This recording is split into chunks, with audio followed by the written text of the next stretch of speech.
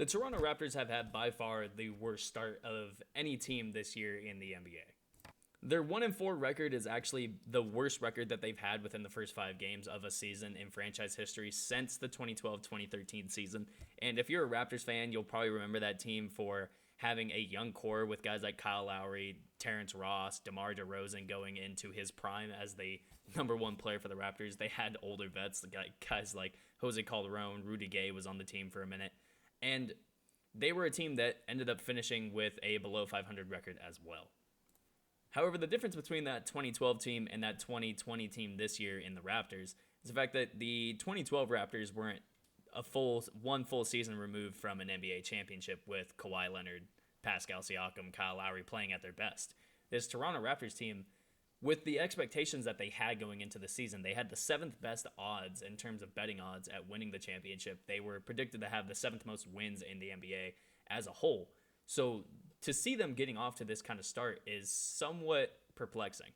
Now, part of, I think, the problem for the Raptors, at least to start the year right now, they might be able to figure it out later, is the fact that they're playing basically every single game on the road this season. Even though they're the Toronto Raptors, they're playing their home games in Tampa Bay, Florida. They're playing literally outside of their own home countries. So I think that's something that they weren't really, I don't think anybody could have been prepared for that. And just this season as a whole, I don't think anybody really can be prepared for it. But the Raptors have by far the worst circumstances out of any of the 30 NBA teams. So with that being said, I do understand why they've had a little bit of a struggle on that end. They probably will be figuring it out by the end of the year, but it is understandable as to why that would be a reason they are struggling to start the year. However, getting into the specific reasons and specific individual players as to why they're struggling, the first player that anybody will highlight and the first player that I'm going to highlight is the obvious struggle that Pascal Siakam has had this year. Now, I would never try to make it seem like I think any individual player in the NBA or professional athlete in general just doesn't have talent, because these guys are the most talented players in the world. They are the most talented athletes in the world. And that's just a stupid thing to bring up in terms of their athleticism and talent. However, it does seem like Pascal Siakam this year is not off to as an aggressive start as he has been in years prior. In fact, if you compare this year to last year, his first 5 games last year, he had 27 free throws at this point in the year, their first 5 games of the year. And Pascal Siakam this year only has 10 free throw attempts.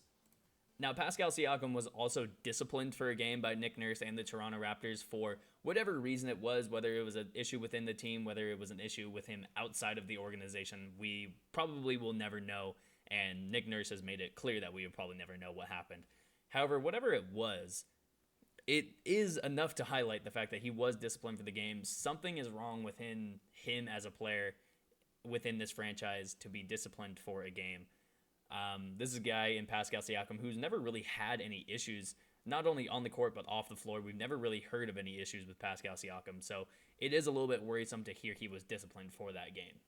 Now, Pascal has actually averaged pretty decent numbers throughout this year. He's averaging about 16.5 points per game, 8 rebounds, 4 assists, as well as a steal per game. However, his shooting percentages are completely through the bottom of the floorboards. He's shooting 39.4% from the field, 28% from 3. He's even only attempting 2 free throws a game, like I highlighted earlier. And just the percentages in general are just terrible for Pascal so far.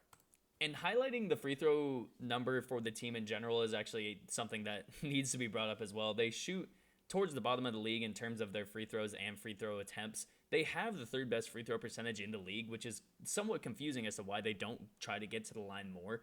And the first thing that you'll probably look at when figuring out why they don't go to the free throw line more is the fact that they shoot 232 three-pointers so far this year, 46 per game. That's first in the league. That's a 25% increase compared to how many threes per game they were shooting last year.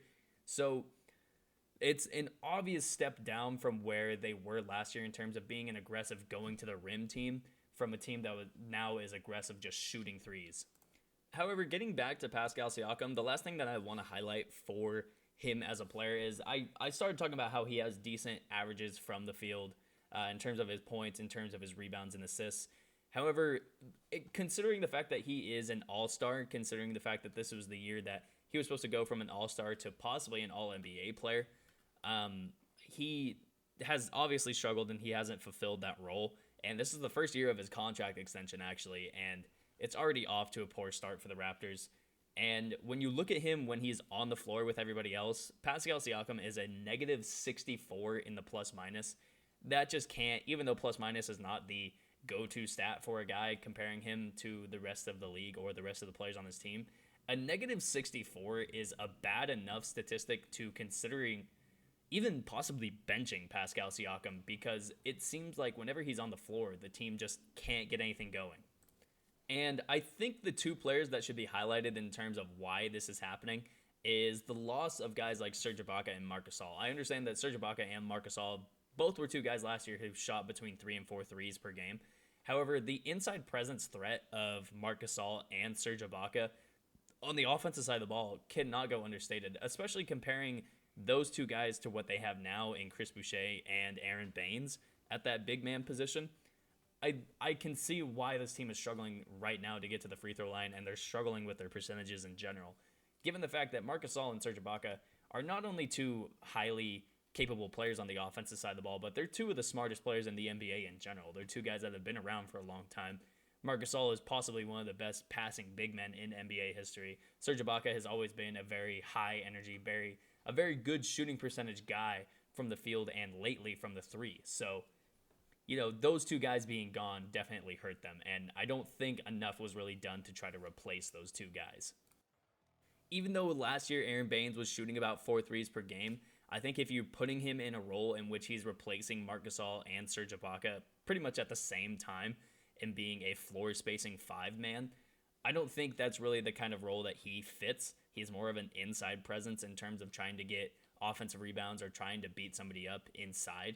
So Aaron Baines has obviously struggled in that role as basically Serge Ibaka's replacement, and it's hurt the team as well. Now, another guy who I think was supposed to take that next step, not necessarily into an all-star role, but as that elite possible third, fourth option, was OG Anunoby. And there could be a problem as to which this team actually has a lot of talent. When you look at the top end of this team, you got guys like Kyle Lowry, you got guys like Fred VanVleet, Norman Powell, Pascal Siakam. Even Chris Boucher and Aaron Baines are two guys that are established players in the league. So OG Anunoby trying to fulfill his role and take that next step as a 23-year-old forward, I think it's just been hard on him to succeed at the highest possible point in his role. He's shooting about 6 threes per game, which is much more than he's shot last year. It's the most threes he's shot in his career, probably going back to college as well. So in that role, I just don't think he fits the role as pretty much just a stand-up shooter and somebody who's going to get, points off rebounds, points off cuts, points off stand and shoot threes. He's produced about 12 points per game. He's very elite on the defensive side of the ball. In fact, I think he's possibly going to be one of those first-team all-defensive players just off his statistics alone. And when you watch him, you can see just how good of a defensive player he is.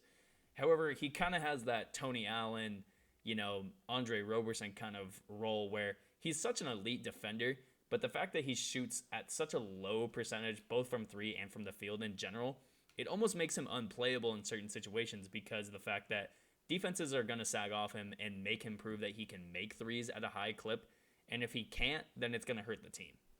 Now, if you're a Toronto Raptors fan, or if you are just looking at this team in general, you might start thinking that it's almost time for this team to hit the panic button. They played possibly their best game of the year against the New Orleans Pelicans the other night, and they ended up losing the game. They lost the game towards the end. They came back from a 10-plus point deficit and ended up actually taking the lead at one point. But they still lost the game. They ended up giving a late 3 to Eric Bledsoe in the corner, and Brandon Ingram ended up putting the game away at the free throw line. But I think what is very important for not only Raptors fans, but just fans of this league in general, is if you see a team at 1-4 through the first 5 games of the year, it might not mean anything. It might just mean that this team is struggling to get going. It might just mean that this team, they're playing out of country, literally, out of their own home country, and they're struggling.